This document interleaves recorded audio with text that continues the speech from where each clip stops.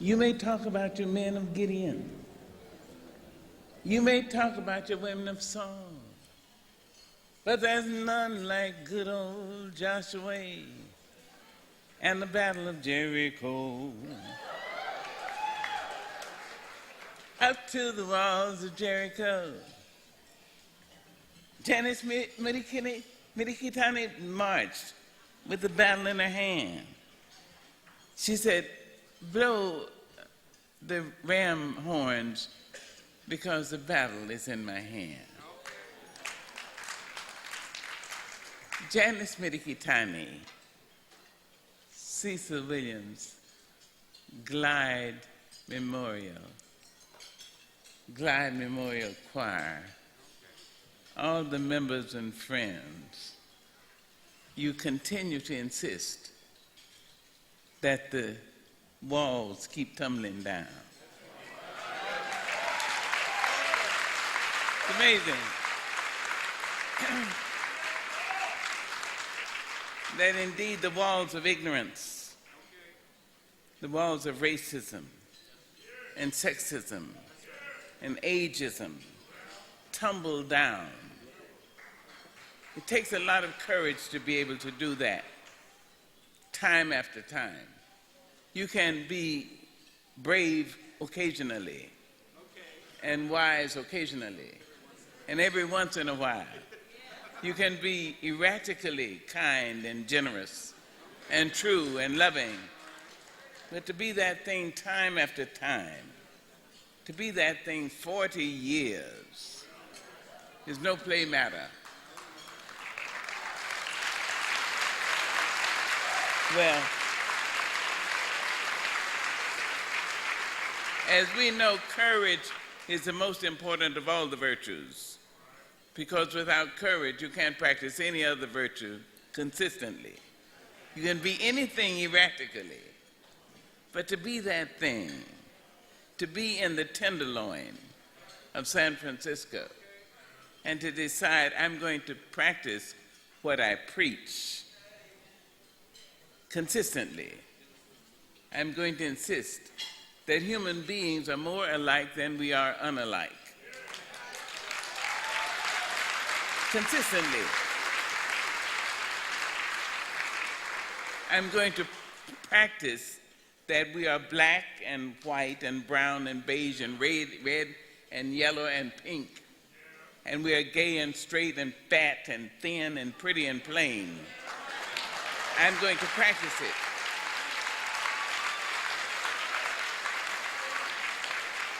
Consistently, whether my job depends upon it or not.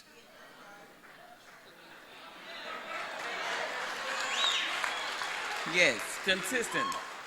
It is amazing to have enough courage to come into San Francisco, to come into Glide 50 years ago, 40 years ago for Janice Midikitani, a pretty slim, really wiry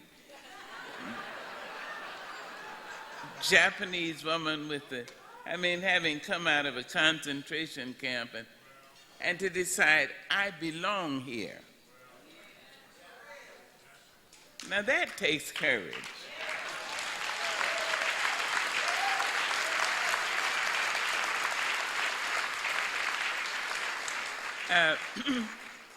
I knew her then. It is one thing to say one knows a person, and what you really mean is I know about her, or I know about him. Janice Midikitani, I know her. I knew her then. And I thought, this little girl, she's sweet and cute. She's smart, but can she stand it? What she has proven is not only could she stand it, but she can ask, can you stand it? Amazing. It's no small matter to yourself have been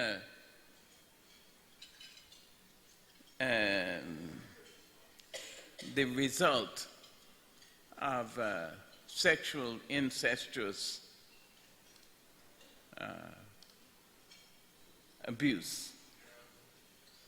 It's no small matter to be not a member of the larger ruling class.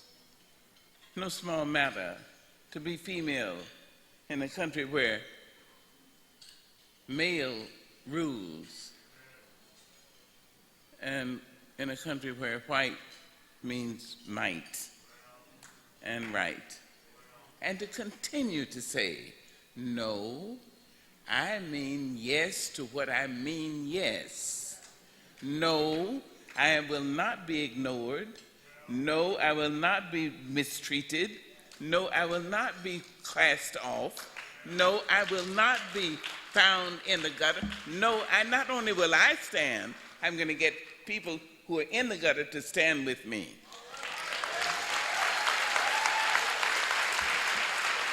No.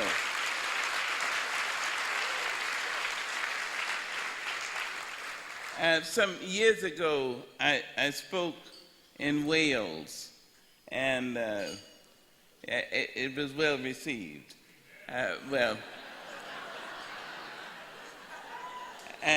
And so I was asked the next year, would I like to suggest an American poet, not a white American poet, and could I think of another American poet, not black, who might come to Wales?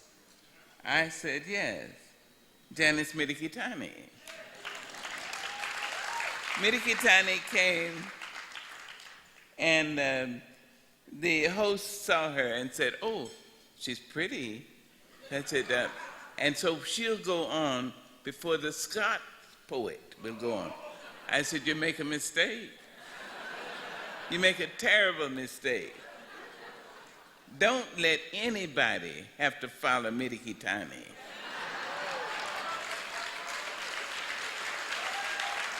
What she brings is a history of being courageous and realizing that all human beings are more alike than we are unalike. If you think that because she's here in Wales that she's going to be weak just because she's slim and little and cute and Japanese, you make a mistake. The people did not believe me, much to their chagrin. That night, those people invited Midikitani to speak, and she took it out.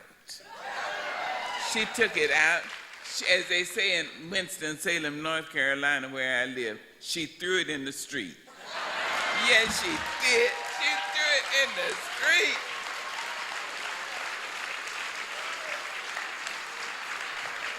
And the people were up on their feet and finally on their knees.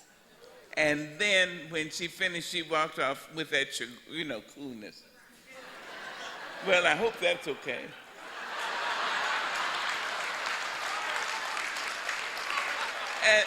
And they brought on the next poet, and I said, please, at least stay in, because the people started getting up. They got their Kleenex, they got their purses, and left. Now, it is a wise thing to know where you are and who you are. And if you admit to yourself that you've made the commitment to bring the walls of Jericho down, if you say so, you have to know you mean it. And if you mean it, stick it. Stick with it. No matter what anybody else says, you have to say stick with it. Because what I see with Glide, and I see with Cecil, and I see certainly with Janice, and with all of us who are Gladians, what I see is we will always be asked. Don't expect that you'll be relieved of a chance to get out. You will be asked, do you really mean it? Do you mean that homo sum humane nihil me alienum puto, I am a human being, nothing human can be alien to me? Do you really mean it? The statement was made by Terence, and when you look in your encyclopedia, you will see in italics Terence with one R, but in italics Terentius Afer. He was an African, a slave. He was sold to a Roman senator. He was freed by that senator. He became the most popular playwright in Rome. 5 of his plays and that one statement have come down to us from 154 BC. This man, not born white or free, or with any chance of ever achieving citizenship in the Rome of his day, said, I am a human being. Nothing human can be alien to me. It's an incredible statement. It is incredible. If you can internalize a piece of that, it means that no matter how heinous a crime committed by a human being, you can never say, I could never do that. What you have to say is, I have within me all the components that are in that person.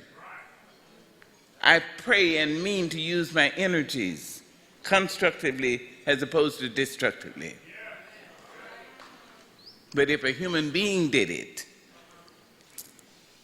I have within me the possibility of doing it.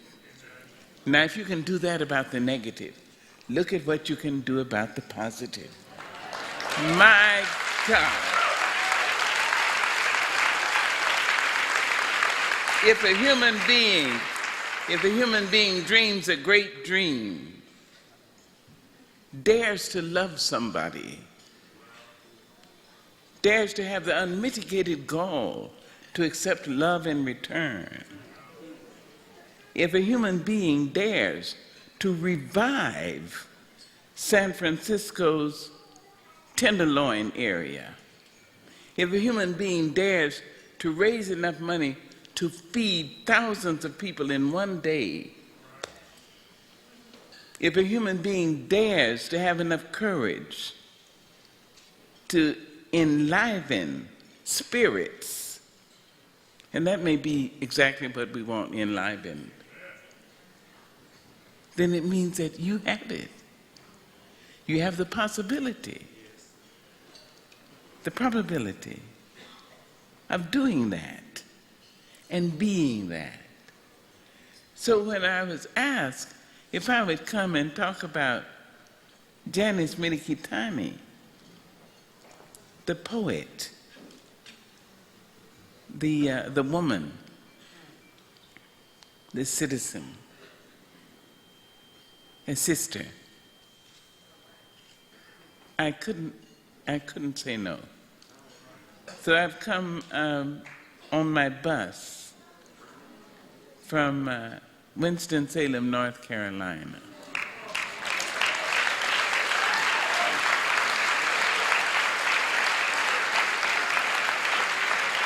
Yes. Just to have a few minutes. I know that I'm not spending a long time. I did want to say one poem to you. I want to say one poem, and it's to you, to the choir, which this is my choir. Everybody knows that. Everybody knows that. I even see some new faces. New faces know you're mine.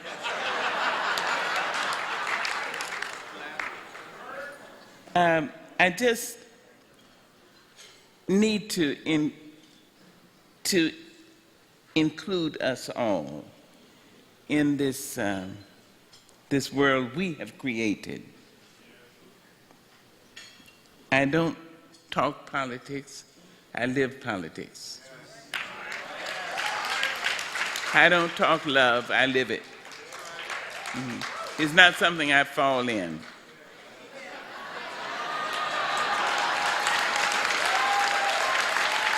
But I would encourage us all to see ourselves at this time in our lives. See ourselves, have enough courage to look into our mirrors and into ourselves and see us and see what we need to do. And in order to do what we need to do, let us see what we need to be. Courageous. There's a little child, a toddler, mumbling around in front. She is all we have. All. We have nobody better. I see another small person also mumbling around, one sitting.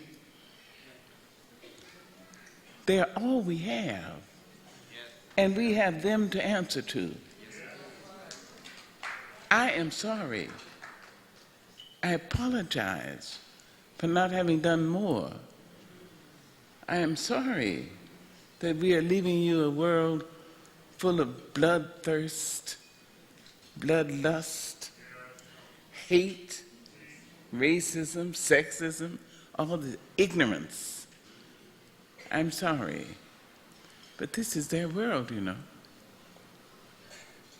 And when we see them, we have to have enough courage to see them and say, this is your world, baby. So in this time, when we see ourselves and see who we really mean to be and need to be, let us know that we've already been paid for. Whether our ancestors came from Eastern Europe, trying to escape the pogroms, the little and large murders, arriving at Ellis Island, having their names changed to something utterly unpronounceable, or if the ancestors came from Asia, unable legally to bring their mates for decades, coming to build this country, to build the railroads, unable to legally own property in this country they were building. If the ancestors came from Europe, anywhere in Europe, from South America, Mexico, the islands, if the ancestors came from Africa, unwillingly, lying spoon fashion, back to belly in the filthy hatches of slave ships, and in their own and in each other's excrement and urine and menstrual flow. They have paid for each of us already. All we really have to do is prepare ourselves to admit that we will pay for those who are yet to come.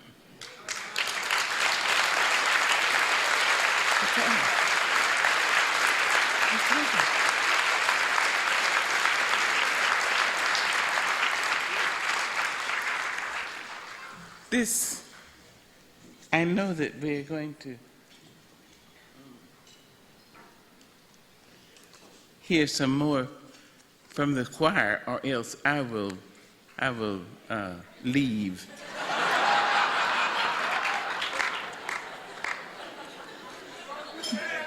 But I want to read this poem to you because I created this poem for San Francisco.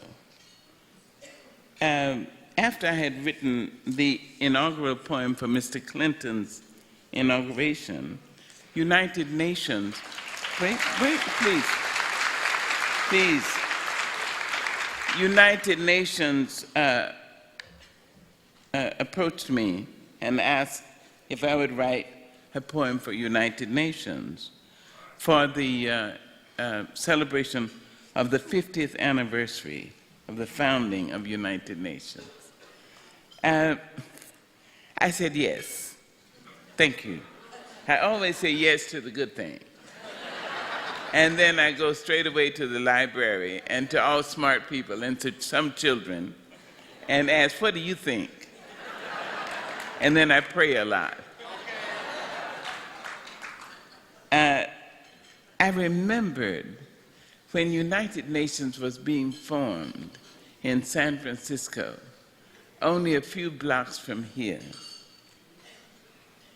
I read in the San Francisco Chronicle, San Francisco Examiner, and the Call Bulletin that the simultaneous translators were being paid the unheard of amount of $150 a week to work at United Nations.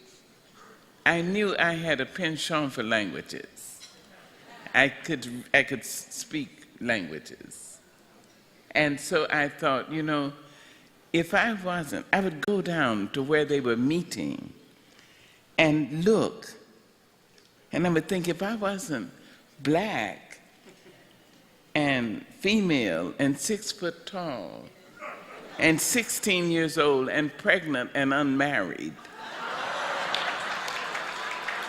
I could go into that building.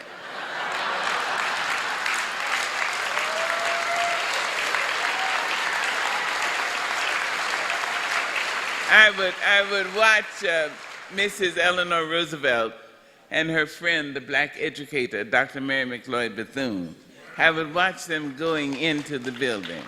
And I cried. I'd stand outside and cry copiously, just thinking, Lord. Now imagine, 50 years later, for me to be asked to write a poem for the world and come to San Francisco and deliver it in the area of the place where the heads of state were meeting. I realized then that the 19th century slave song was absolutely on time. When it looked like the sun wasn't gonna shine anymore, God put a rainbow in the clouds. And I thought about that, and I know that was inspired by a statement in Genesis that rain had persisted so unrelentingly, people thought it would never cease. So God put a rainbow in the sky. That's according to Genesis. But in the 19th century, some African-American poet, probably a woman, I'm not sure about that, said God put the rainbow in the clouds, not just in the sky. We know that suns and moons and stars and all sorts of illuminations, novae, and are always in the firmament. But clouds can so lower and lower that you can't see the light. But if the light is put right into the clouds, there's a possibility of seeing hope. That's what Glide is. That's what Cecil Williams is. That's what Janice Mitty Quintana is. That's what you are. Rainbows in the clouds. Here's a poem, and I'm giving this to the church to be put on the website so that you all have it. We, this people on a small and lonely planet, traveling through casual space, past aloof stars, across the way of indifferent suns, to a destination where all signs tell us it is possible and imperative that we learn a brave and startling truth. And when we come to it, to the day of peacemaking, when we release our fingers from fists of hostility. When the curtain falls on the minstrel show of hate and faces sooted with scorn are scrubbed clean. When battlefields and coliseum no longer rake our sons and daughters up from the bruised and bloody grass to lay them in identical plots in foreign soil. When the rapacious storming of the churches, the screaming racket in the temples have ceased. When we come to it, when we let the rifles fall from our shoulders and our children can dress their dolls in flags of truce. When landmines of death have been removed and our aged can walk into their evenings of peace. When religious ritual is no longer perfumed by the incense of burning flesh, and childhood dreams are not kicked awake by nightmares of sexual abuse. When we come to it, then we will confess that not the pyramids with their stones set in mysterious perfection, nor the gardens of Babylon hanging as eternal beauty in our collective memory, not the Grand Canyon kindled into delicious color by western sunsets, nor the Danube flowing its blue soul into Europe, not the sacred peak of Mount Fuji stretching to the rising sun, nor Father Amazon or Mother Mississippi, who without favor nurture all creatures on their shores and in their depths. Those are not the only wonders of the world. When we come to it, we, this people, on this minuscule globe, who reach daily for the bomb, the blade, the dagger, yet who petition in the dark for tokens of peace. We, this people, on this mote of matter, in whose mouths abide cankerous words, which challenge our very existence, yet out of those same mouths can come songs of such sweetness, exquisite sweetness, that the heart falters in its labor and the body is quieted into awe. We, this people on this small and drifting planet, whose hands can strike with such abandon that in a twinkling life is sapped from the living, yet those same hands can touch with such healing, irresistible tenderness that the haughty back is happy to bow and the proud neck is glad to bend. Out of such chaos, of such contradiction, we learn we're neither devils nor divines. When we come to it, we, this people, on this wavered floating body, created on this earth, of this earth, have the power to fashion for this earth a climate where every man and every woman can live freely without sanctimonious piety, without crippling fear. When we come to it, we must confess that we are the possible, we are the miraculous, we are the true wonder of this world.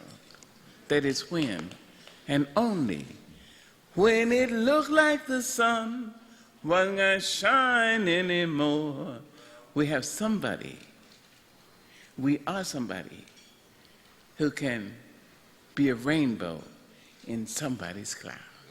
Thank you.